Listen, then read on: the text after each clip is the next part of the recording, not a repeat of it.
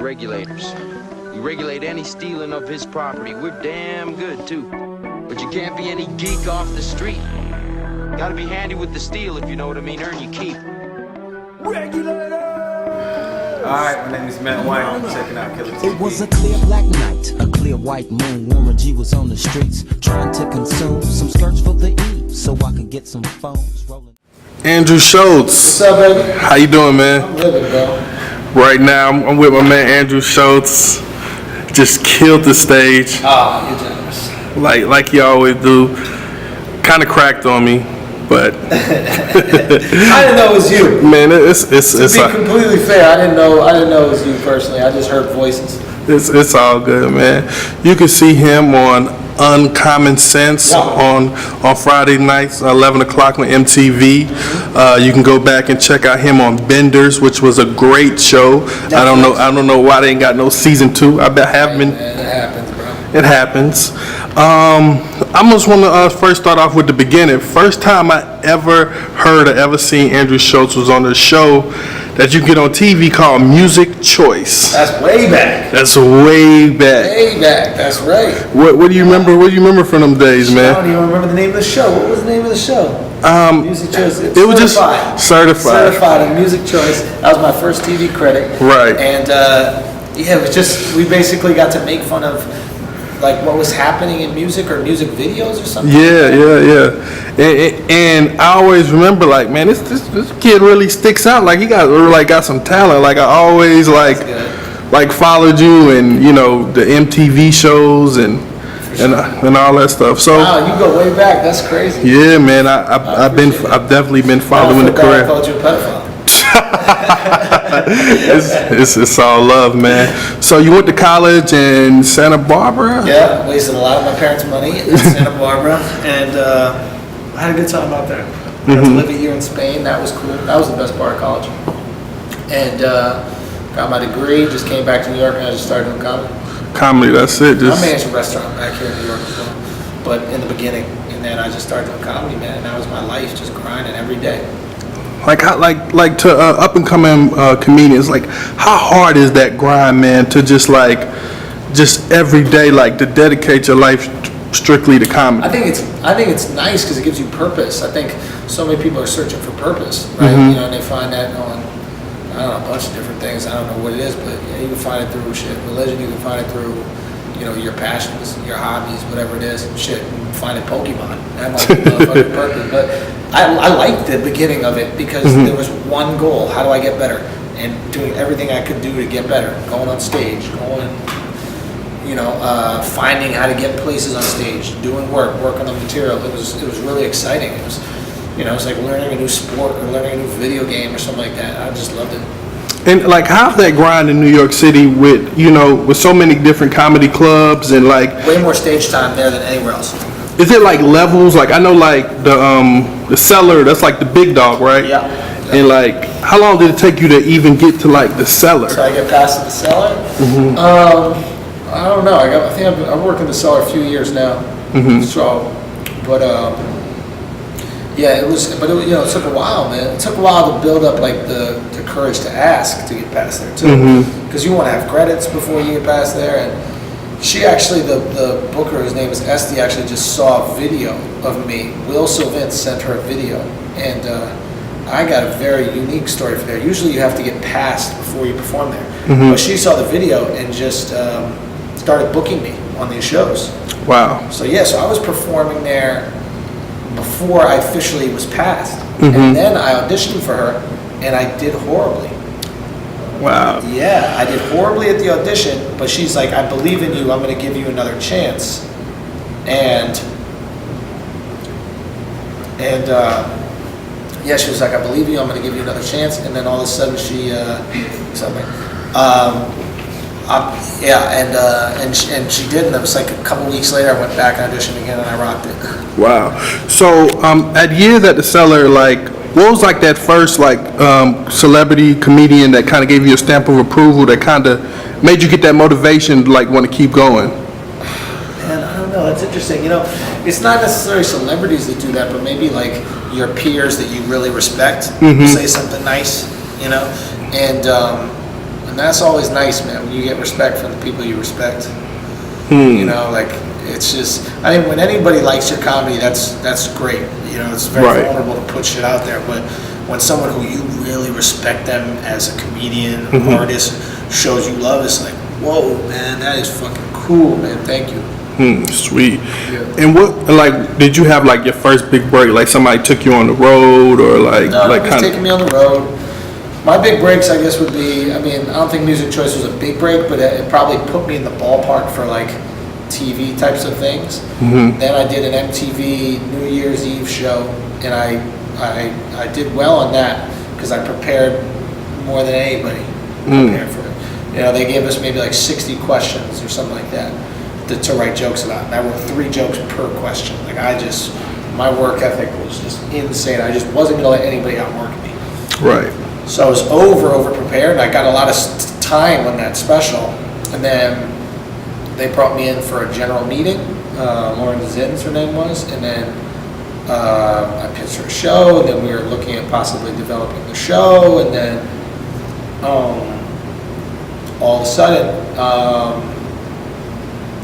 the Guy Code audition came up, and then that was what changed everything. Sweet. And the Guy Code audition, was that the first time you met Charlamagne? Not at the audition. We'd already been filming the show. The first time I probably became friendly with him was at like the New Year's, what is it, the awards, the VMAs. Okay. We went out to LA together. Is that the time when y'all met Rihanna, or that? Yeah. Oh, okay. I think that was the first time that we hung out together. Yeah. Wow. And then we started hanging out, and I bumped into. Well, I guess I would see him at other shit. I'm not exactly sure how we became friends, but no, I'd see him. I'd see Duval, and I always just. Duval be here next week. Yeah, no, I saw that. Yeah. And yeah, I love Duval. Huge, just fan of him as like a philosopher. I think he's brilliant. Amazing. Yeah, man. So just life. I don't know. It's just interesting how the people that you're supposed to be around, you gravitate towards them. Because when y'all first started the podcast, it was like, okay, like I'm kind of sure like Charlamagne would start a podcast because, you know, that's what he does. Sure. And then when you came along too, I was like, oh man, that's a pretty interesting dynamic, and it makes it even greater. Now, I ask you this, like, as long as you've been doing the podcast, how have your rooms changed? Like, you know, like, do you see more like black people at your shows, or it's always been Absolutely. that way? I would say that there's always been, like, my crowds have always been fairly diverse if they're coming out for me, just because the shows that I've been on have been diverse. You know, Guy Code is I would say black. I would say the way I describe Guy Code is like, if you're into sneakers, you probably watch it. Yeah. You know, so it's like, and also there's like a fraternity component as well. So it'll be like, if you're into hip hop culture, kind of sneaker culture, you watch Guy Code, but also if you're into like fraternity culture. So I would get, you know, some dudes with khakis and bow shoes, but then there'd be other dudes with Jordans. Those dudes might be black, they might be white, whatever. So there's always a diverse fan base, but then when I started doing like a show like this where I came on an off night and only Brilliant Idiots fans or fans that know me from other stuff come out, Right. much more black people, much more diversity. And how you like that? I mean, you're from the melting pot, so you're used to it. From other people, like, you gotta understand, like, for me, I was raised, I'm like an experiment. Like, my mom is from Scotland. She got out of Scotland. She raised me with no Scottish culture. My dad is a New Yorker, but he grew up in a conservative Republican family. And then during the Civil Rights Movement, through the inspiration of Martin Luther King, he changed his politics to be very left-wing and liberal. So I was raised with none of his family's culture. So my mother found herself in America this new person. My father found himself in the late 60s this new person, right? So I am this example, like, and then I'm raised in New York City, and I'm really just a product of my surroundings. Like, never have my parents say, hey, this is what a Schulz is supposed to do. Or this is what a Cameron, my mom's asking his Cameron is supposed to do. There was no rules for me. You know, like, if you're from like one of these famous families like the Kennedys or this or that, I was raised with no religion. You know, there was none of this, like, well, a good Christian does this, or a good Jew does this, or a good Muslim does this, you know. I was literally the product of this environment around me. So you know, when I hear people calling, like if people ever call me a culture vulture or something like that because I'm in hip hop or listen to hip hop, I don't get it. It's like, that's what my environment was. Like, maybe my parents didn't listen to that shit, but that's all we listened to in New York. I grew up in New York in the fucking 90s. Like, if I wore boat shoes and fucking lobster shorts, you know what I mean? Like, that would be weird for me. Right. Because I didn't grow up around that. Do you understand? Yes, absolutely, absolutely.